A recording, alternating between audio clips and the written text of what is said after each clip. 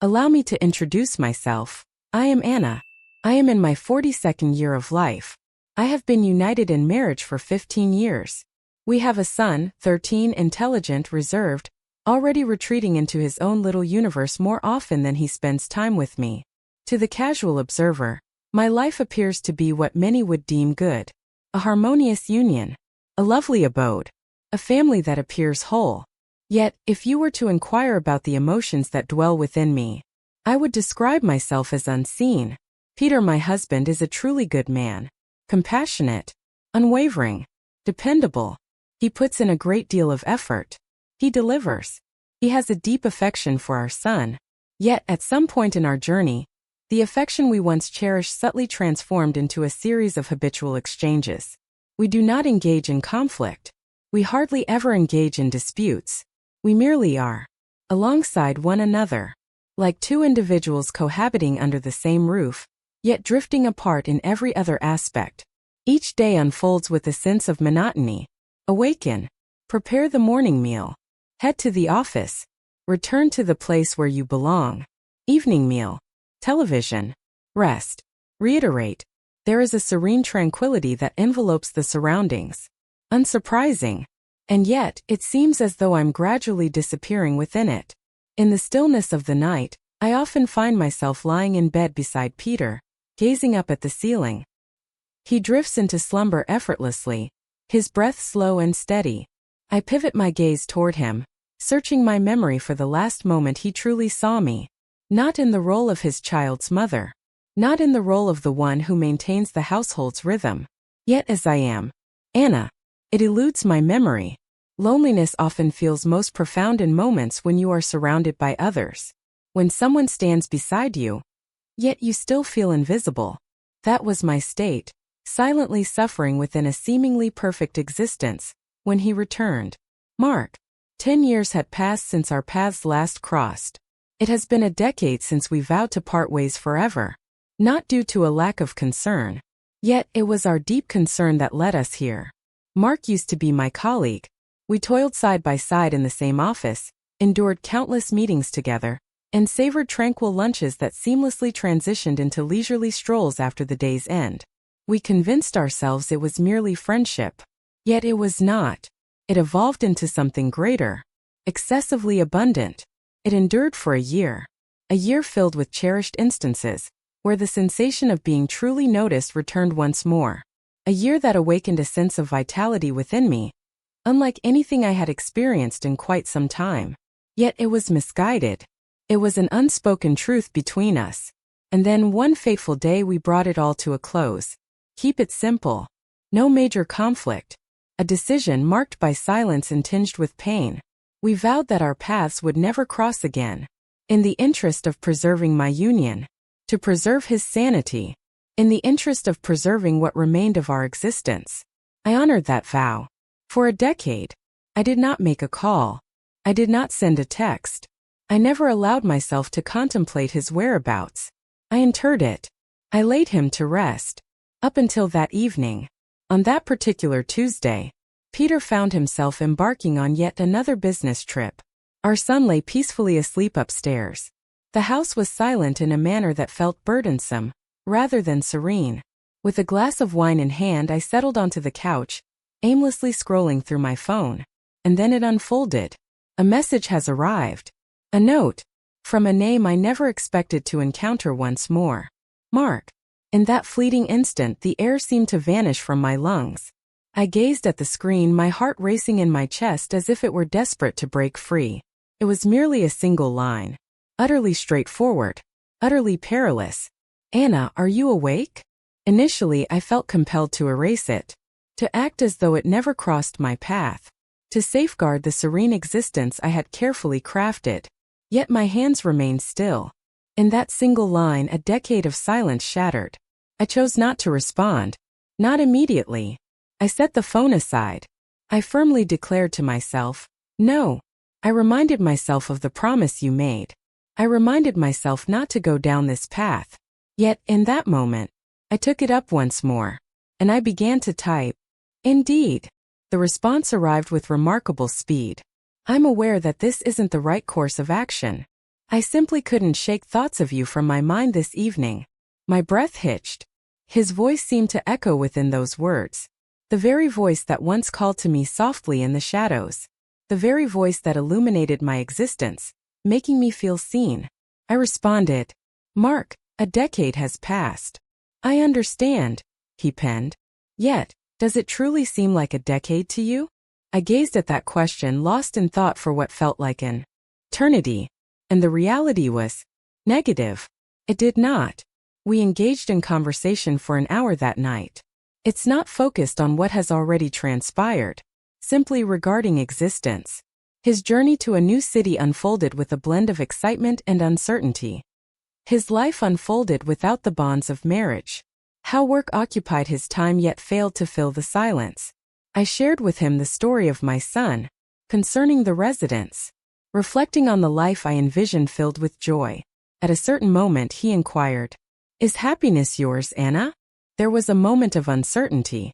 Next I began to type, I'm all right. He responded, Being fine does not equate to being happy. A lump formed in my throat. Just before we concluded our discussion, he dispatched one final message. I will be in town next week.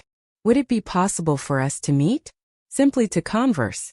Only this once. I gazed at that message until the screen faded into darkness. My thoughts shouted in defiance. Yet my heart softly murmured its agreement. I chose to remain silent that night. Yet, come the next morning I found myself doing just that. All right. Only this once. As I pressed send, a tremor coursed through my hands. For I was aware. I understood that the phrase just once was never truly meant to be taken at face value. Throughout that entire week it consumed my thoughts. Concerning him. Reflecting on how, after a decade, a single message has the power to revive memories as if time had stood still. As the day of our meeting arrived, I found myself before my closet, gazing at the array of clothes before me. It was an odd sensation once more being concerned about my attire. I opted for a classic white blouse paired with jeans. Laid back. Nothing that would reveal too much. Yet, I still apply the fragrance he once claimed to adore. As I stepped outside, I reassured myself that it was merely a cup of coffee. Merely à dialogue. Only resolution. Yet, beneath the surface I was aware all along. This would be anything but closure. On a Thursday afternoon, the world seemed to pause, caught in a moment of quiet anticipation. An afternoon steeped in an unsettling stillness. The sky hung in a gentle hue, a soft pallor that enveloped the world, while the air held a peculiar quietude, a prelude to the impending rain. I made my way to the quaint cafe he had selected. It was nearby, a serene little spot I had walked past countless times, yet had never truly observed. My fingers clenched the steering wheel with an intensity that felt almost primal.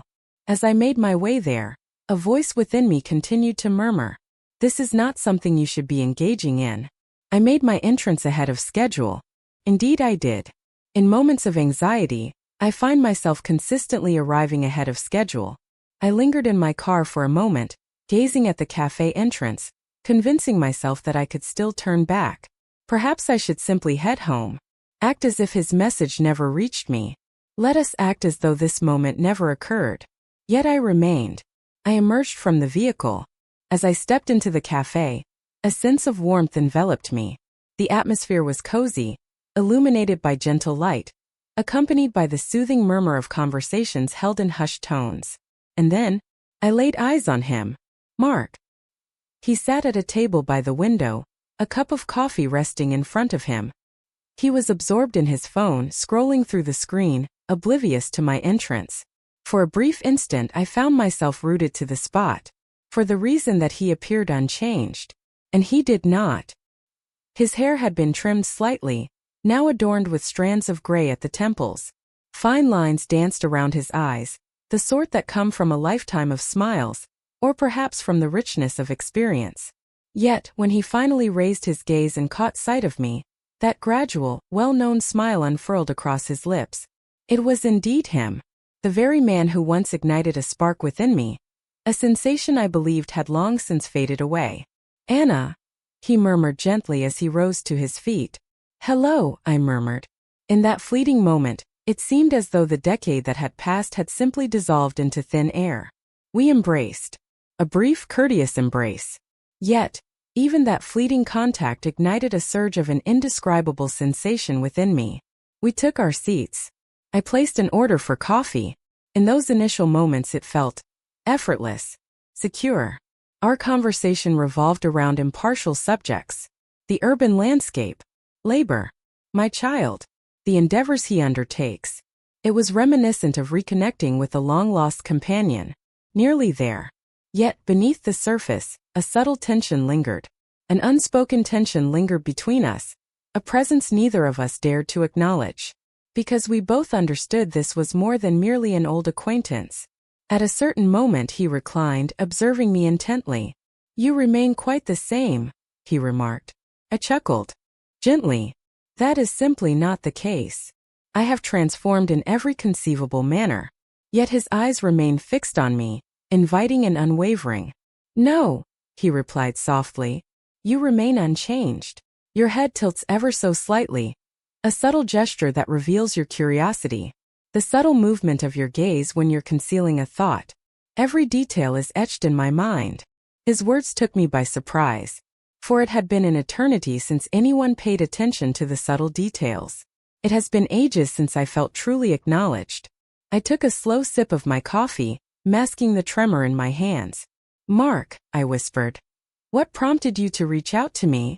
He paused, enveloped in silence for a moment. Then he smiled, though it was a smile tinged with sorrow. "Due to my solitude. And because I found myself endlessly pondering whether you ever thought of me as well." My chest constricted. "I did," I murmured softly. A moment of silence lingered in the air. Uncomfortable moments are absent, simply weighty. At that moment our conversation turned to the past, reflecting on the year we shared together. The instances that seemed taken exquisite, improper, yet in a way just as they should be. And I noticed a glimmer in his gaze. More than mere yearning. Yet the ache persists, the identical ache I experienced. Though we have brought it to a close, our concern has always lingered beneath the surface. 2 hours slipped away as if they were mere minutes. As the last sip of coffee vanished and silence enveloped our words, we remained still, neither of us daring to break the stillness. For neither of us wished for it to conclude. As we prepared to part ways, he accompanied me to my vehicle. The heavens had donned a cloak of gray, with a gentle drizzle cascading down. We lingered in the gentle drizzle, our gazes locked in a silent exchange. In that stillness, every sound resonated more profoundly. He extended his hand, softly sweeping a raindrop away from my hair. That delicate caress left me momentarily breathless. "We ought not to," I murmured. "I understand," he murmured gently. Yet neither of us retreated. He refrained from kissing me. Not at that moment. Yet his hand rested on mine for a moment that stretched just a heartbeat too long. Just enough to ignite that familiar thrill in my heart once more. "I shall see you at the wedding," he declared at last. I inclined my head in agreement. And we were both aware. The conclusion was far from sight. The journey home unfolded in quietude. My grip tightens around the wheel. My thoughts are in a whirl. In a single afternoon, all that I had concealed for a decade surged forth, overwhelming me. Yet I found myself powerless to halt it. That evening, as I lay in bed beside Peter, I shut my eyes. All I could sense was the intensity of Mark's gaze upon me, the sensation of being recalled, the sensation of significance returning once more. I was acutely aware of the peril that lay ahead. I was aware of its wrongness. Yet I was aware. This would not be the final moment I would encounter him. On a dreary Friday night, the rain fell steadily. Peter embarked on a 3-day business journey. My son spent the weekend at a friend's house. The dwelling stood silent and devoid of life, insufficiently filled. I filled a glass with wine and settled onto the couch, gazing into the stillness around me. It's amusing. One can navigate through the hours enveloped in a cacophony, messages, tasks and dialogues that hold little significance. Yet, in the stillness of the night, when it's only you and the quiet, that's when the solitude seeps in. I reached for my phone. I ought not to have. I gazed at Mark's name illuminated on my screen. I promised myself I wouldn't make contact. Encountering him at the cafe was more than sufficient. If only I could bring this to a halt now. Yet I pressed on. I composed a trio of words. "Are you up?" His response came in a flash. "Indeed. Are you all right?" My fingers lingered just above the screen. I might have claimed that I was okay. I might have conjured up a reason. I could have brought it to a close right then and there. Yet I refrained. "No," I wrote. "I am not." Just 5 minutes later my phone vibrated once more. "I shall be arriving shortly." I ought to have declined. Yet I refrained. As the knock echoed through the silence, my heart raced with a thunderous intensity that seemed to drown out everything else.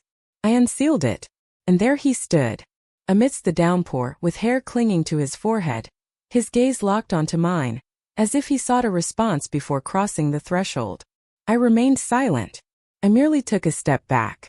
He stepped inside. We lounged on the couch. For a time, silence enveloped our conversations. We lingered in that moment, the rain gently drumming on the glass, the quietude enveloping us, more profound than any conversation could convey. At last he spoke softly. "Anna, I can go if that's what you wish." My gaze fell upon him. In his gaze I recognized the very emotion that stirred within me: loneliness. A deep yearning fills the air. A longing we both endeavored to conceal for a decade. "Please don't," I murmured. And that was all there was to it. The final strand of self-control snapped. He extended his hand towards mine. As soon as his fingers brushed against mine, a shiver coursed through my entire being. Due to its overwhelming sense of familiarity, it's all too simple to slip back into. His kiss was anything but hesitant. It lacked courtesy. It was profound, brimming with all that we had kept inside. The passage of years, the evenings lost in contemplation, the assurance we believed would shield us from harm. In that instant, everything was consumed by flames. We took our time. It was neither chaotic nor hurried. The pace was languid, soft, as if two souls were reminiscing about a treasure they believed had slipped through their fingers for all time. A surge of vitality coursed through me. After a long time, I finally felt like myself once more. Not the spouse, not the mother, not the woman who conceals her solitude with fleeting smiles. Only Anna, the lady he once cherished, the woman he continued to cherish. In the stillness that followed, we remained there, enveloped in silence. The air was imbued with the subtle scent of rain, mingling with the residual warmth of our presence. He embraced me tightly, his fingers gliding through my hair just like they once did. I shut my eyes and allowed myself to absorb his essence. For a fleeting instant, I allowed myself to escape the reality beyond those four walls. Yet, in that moment, I beheld it, my wedding band. It remains upon my finger, glistening softly in the muted glow, and guilt crashed over me like a relentless tide. "I regret calling you," I murmured. Mark's grip on me grew firmer. "Please don't," he murmured gently. "Do not look back on this with regret. Not this evening. However, I have already taken care of that." And I did not. Simultaneously. "I have a family," I uttered, my voice quivering with emotion. "I am unable to." He pressed his lips softly against my forehead. "I understand," he whispered. "I was aware of the wrongness of this long before I arrived. But Anna, I just couldn't resist. And I came to the understanding that I was unable to do so as well." I slipped into my clothes without a sound. He escorted me to the threshold. Just before I departed, he cradled my face in his hands, gazing at me as if I were the sole focus of his universe. "I've been thinking about you," he murmured softly. "I missed you as well," I murmured, my voice barely rising above a whisper. As I ventured outside, the rain enveloped me. Upon returning to my vacant home, I rested against the door, shutting my eyes in contemplation. The reverberation of recent events lingered in the stillness, and I was aware this was not the final occurrence. As dawn broke, Peter picked up the phone and called. His voice carried a comforting, laid-back quality. "Hello, how are things going? Did you rest peacefully?" "Indeed," I deceived. As I ended the call, the burden of the two realms I now inhabited settled heavily upon me. I believed it would merely be a fleeting evening, a fleeting lapse in strength. Yet, solitude lingers far beyond a single evening. It persists in returning. And thus he did as well. The dawn that followed that night seemed surreal. The gentle patter of rain continued to serenade me as I stirred awake, its soft rhythm dancing against the windows. I brewed a cup of coffee. I glanced at my phone. I navigated the routine of a typical day. Yet within I had transformed. For now there existed him. Once more. Peter returned home from his journey that afternoon. He entered, pressed his lips to my cheek, and smiled as if everything remained the same. And to him, it was as if nothing had ever mattered. Yet for me everything had changed. That evening we gathered around the table to share a meal as a family. Our son shared a humorous tale from school, and Peter chuckled heartily. A smile graced my lips. I fulfilled my part. Yet, as I lingered at that table, my thoughts wandered far away.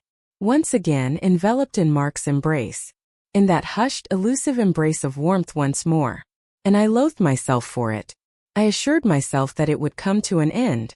It was imperative that it come to an end. It was an error in judgment. A fleeting lapse of strength. Yet, solitude often speaks with a voice that drowns out logic. A few days later I received a text from Mark. "Is everything all right?" The message held my gaze for what felt like an eternity. I might have chosen to overlook it. Yet I refrained. "No," I responded with a quick tap on the keys. "You occupy my thoughts endlessly." And in an instant it started anew. We gathered over coffee. Next we shall indulge in lunch. On yet another late night, with Peter absent, it evolved into a cadence. An alluring, perilous cadence from which I found myself unable to escape. Every moment spent in your presence felt like a breath of fresh air after an eternity of stillness. He paid attention. He caught sight of me. He recalled the little details I hadn't even noticed I had overlooked about my own self. Yet with each return home, the weight of guilt became increasingly burdensome. I would gaze at Peter, pondering whether he could perceive the truth. If he noticed the way my gaze darted off when he inquired about my day.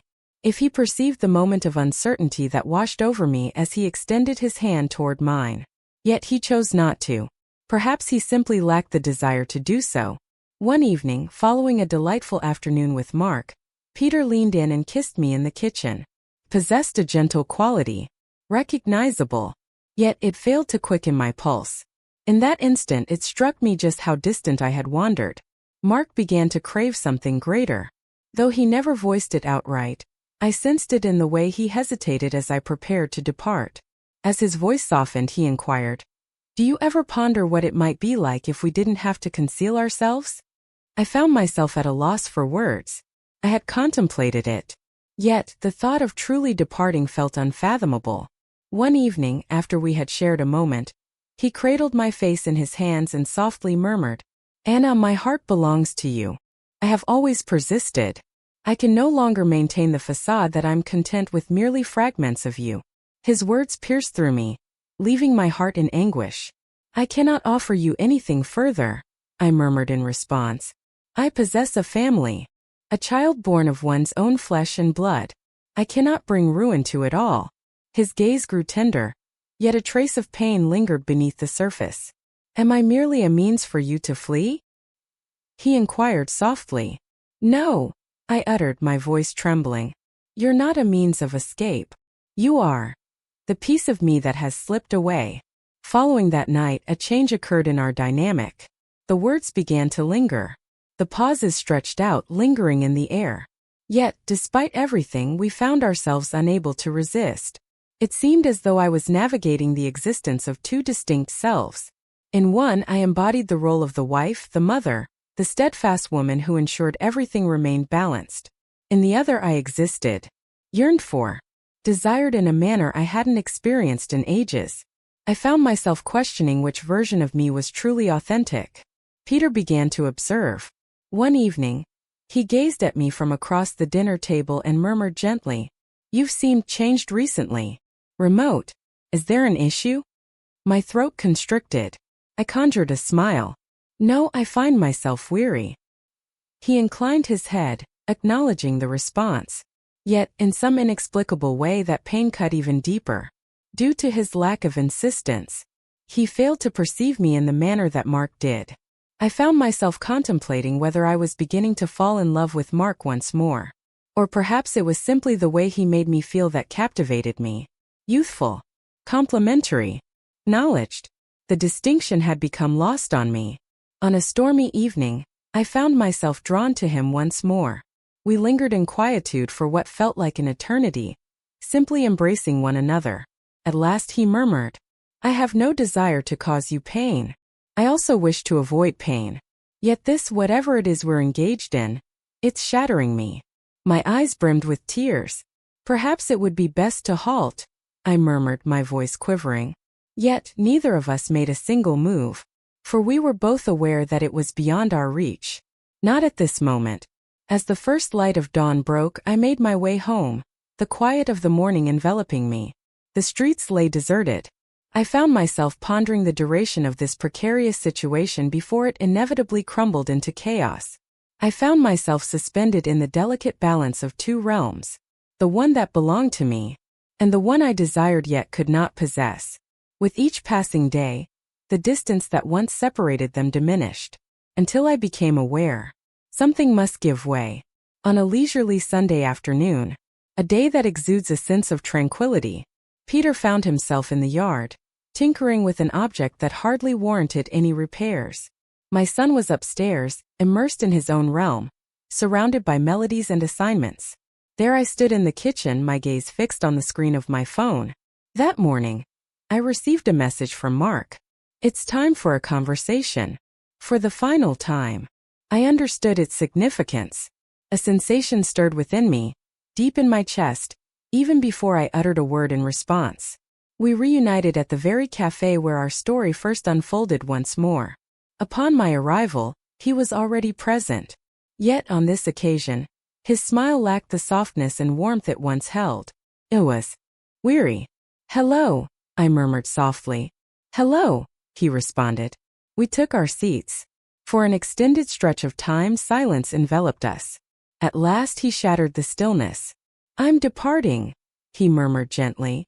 My eyes fluttered, taken by surprise. "Are you departing?" "Indeed. I accepted a position in a different city. It serves my interests more effectively. A new beginning." My throat constricted. "When can we expect it?" "The week that follows." I gazed into my coffee, my fingers quivering ever so slightly around the cup. This was the moment. The conclusion we both anticipated was inevitable. "I can't go on like this," he pressed on. "I can't continue to witness you like this, aware that you'll forever return to him, understanding that I will forever remain the hidden truth." His voice faltered just a touch at the conclusion. I took a deep breath. "I never intended to cause you pain," I murmured. "I understand," he replied softly. "Yet you did. Caused you pain as well. We are both wounded, Anna. And we are the ones wielding the blade." I felt compelled to urge him to remain. I longed to request just one more day, one more night, one more fleeting moment to truly feel alive once more. Yet I found myself unable to do so, because I understood he was correct. Hot tears welled up in my eyes. "Mark, I love you," I whispered softly. "I love you too," he responded, his words flowing effortlessly. He let out a deep sigh. Yet there are moments when love alone cannot suffice. Not when the moment is misaligned. Not when the price is excessively steep. A profound stillness enveloped the room, a weight that transcends mere language. At last, he extended his arm across the table and grasped my hand in his. His touch radiated warmth, a steady presence, just as it had always been. "I will carry your memory with me," he murmured gently. "Each aspect of your being. Your laughter resonates deeply. Your gaze lingers on me, heavy with unspoken thoughts. Silent droplets trace paths down my face. And I shall carry your memory with me," I murmured. "You brought me back to who I truly am." We lingered in that moment for a few more minutes. Two souls destined to remain apart, yet forever haunted by the memories of one another. As we finally rose to our feet, he escorted me to my vehicle. The sky was gentle and muted, reminiscent of the day our paths crossed once more. Just as I was about to open the door, he glanced back at me. "This doesn't mean I didn't want you," he murmured softly. I understand, I responded. And this doesn't imply that my concern will wane, he added. I understand, I murmured once more. He leaned in closer and pressed his lips against mine. This kiss was unlike any we had shared before. Devoid of yearning, devoid of desperation, merely gentle, concluding, as if locking away a treasure in a chest, destined to remain untouched forever. As he withdrew, he paused to press his forehead gently against mine for a fleeting moment. We vowed we'd never cross paths again, he whispered. And then we shattered that vow. I confessed, my voice quivering. He offered a wistful smile. Isolation compels you to actions you once believed were beyond your reach. And then, he withdrew a pace and departed. He forged ahead, never glancing over his shoulder. I remained silent. Some farewells carry a weight that words cannot bear. After that, I lingered in my car for what felt like an eternity. Gazing out at the street, I sensed the heaviness of closure enveloping me. As I made my way home, an enveloping silence greeted me at the door. Peter sat in the living room, engrossed in his book. His gaze lifted as I entered the room. "Hello," he murmured gently. "Is everything all right?" "Indeed," I deceived, and offered a smile. Life continued its relentless march forward after that. The identical patterns, the identical serene dawns, the very gatherings where my quietness went unnoticed by all. Yet within, a fragment of my essence felt absent, a fragment I entrusted to Mark. In the quiet hours of the night, he often crosses my mind. The memory of his gaze lingers in my mind. I recall how he made me feel seen, as if I truly existed in the world.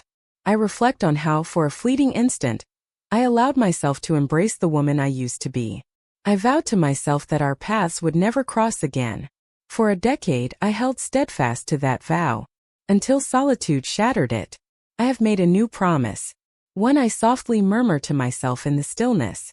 I refuse to allow myself to experience that kind of love once more. Yet, beneath the surface, I am aware. Certain affections endure through time. They exist silently within you, akin to an indelible shadow.